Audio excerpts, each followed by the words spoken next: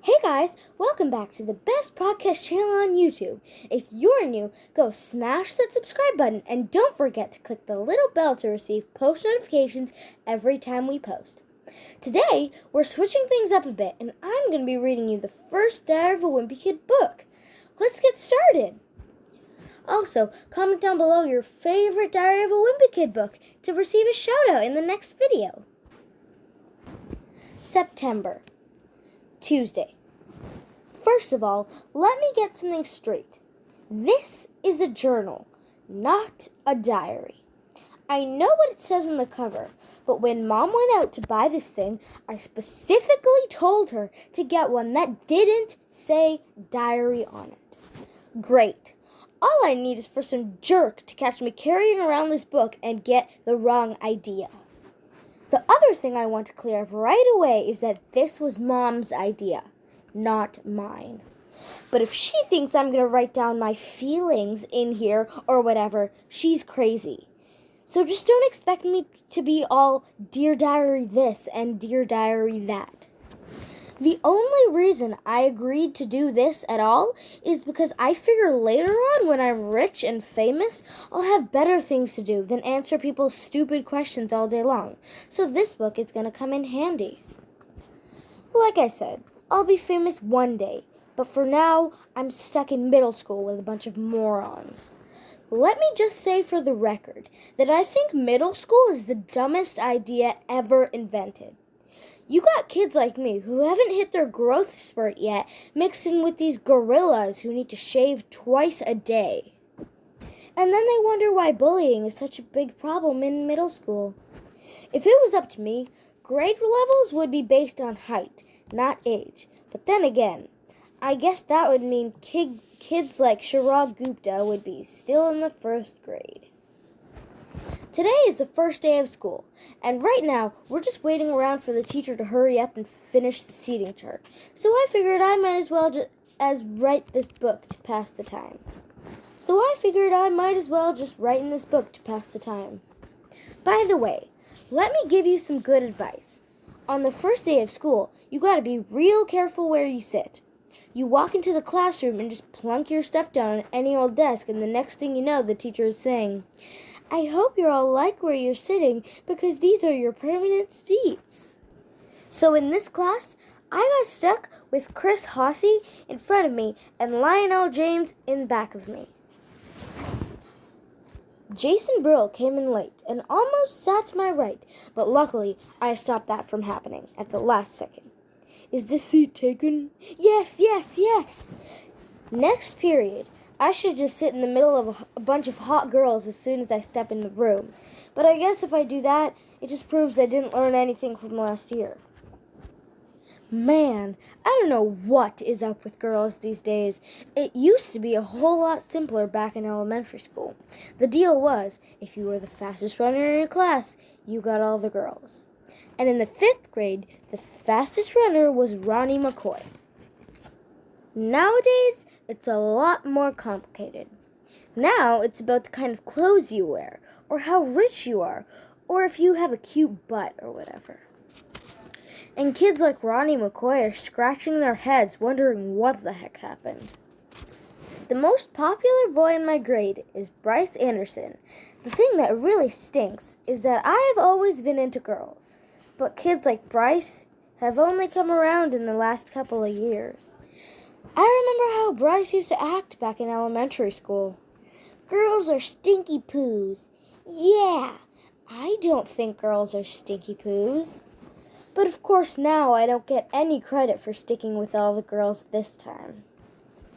Like I said, Bryce is the most popular kid in our grade, so that leaves all the rest of us guys scrambling for the other spots. The best I can figure is I'm somewhere around 52nd or 53rd most popular this year.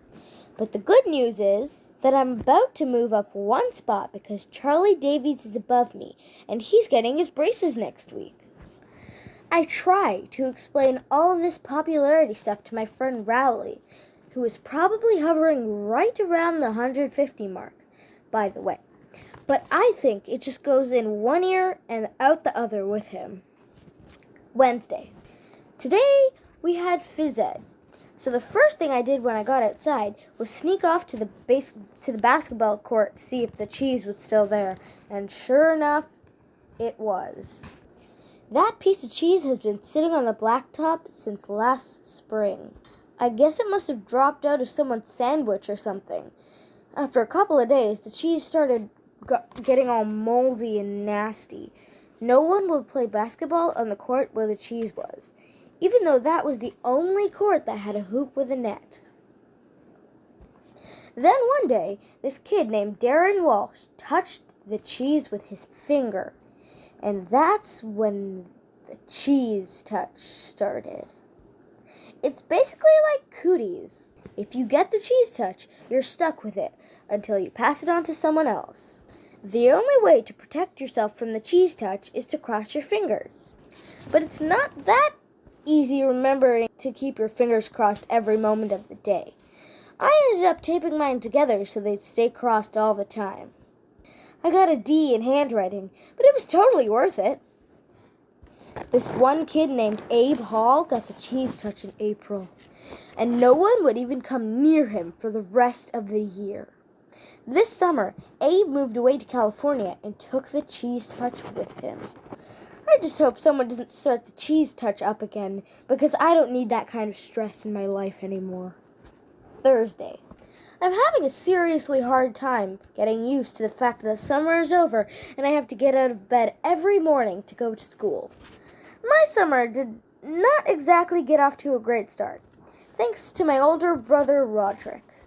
A couple days into summer vacation, Roderick woke me up in the middle of the night. He told me I slept through the whole summer, luckily, I woke up just in time for the first day of school. You might think I was pretty dumb for falling for that one, but Roderick was dressed up in his school clothes and he set my alarm clock ahead to make it look like it was the morning. Plus, he closed my curtains so I couldn't see that it was still dark out.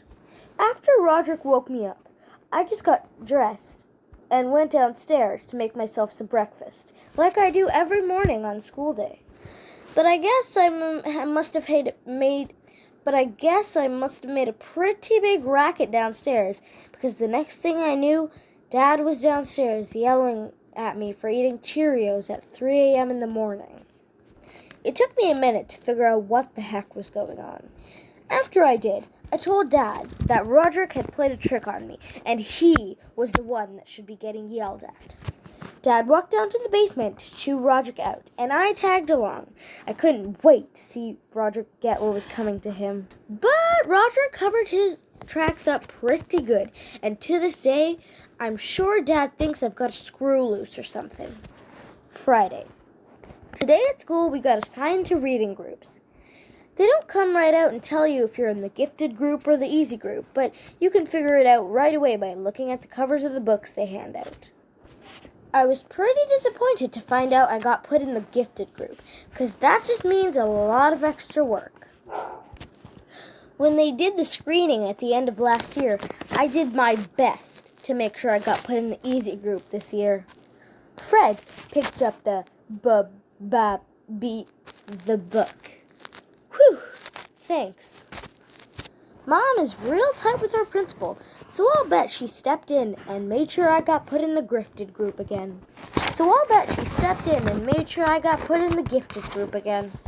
Mom's always saying I'm a smart kid, but that I just don't apply myself. But if there's one thing I learned from Roderick, it's to set people's expectations real low, so you end up surprising them by practically doing nothing at all. Actually, I'm kind of glad my plan to get put in the easy group didn't work. I saw a couple of the Bink Says Boo kids holding their books upside down, and I don't think they were joking. Saturday. Well, the first week of school is finally over. For today, I slept in. Most kids wake up early on Saturday to watch cartoons or whatever, but not me. The only reason I had to get out of bed at all on weekends is because eventually I can't stand the taste of my own breath anymore. Unfortunately, Dad wakes me up at 6 a.m. in the morning, no matter what day of the week it is, and he is not real considerate of the fact that I am trying to enjoy my Saturday like a normal person. I didn't have anything to do today, so I just headed up to Rowley's house. Rowley is technically my best friend, but that is definitely a subject to change. I've been avoiding Rowley since the first day of school when he did something that really annoyed me. We were getting our stuff from our lockers at the end of the day, and Rowley came up to me and said, "Want to come over to my house and play?" I have told Rowley at least 1,000,000,000 times that now we're in middle school, you're supposed to say hang out, not play. But no matter how many noogies I give him, he always forgets the next time. I've been trying to be a lot more careful about my image ever since I got to middle school. But having Rowley around is definitely not helping. Stay tuned for part 3, and I'll see you in the next one. Science out!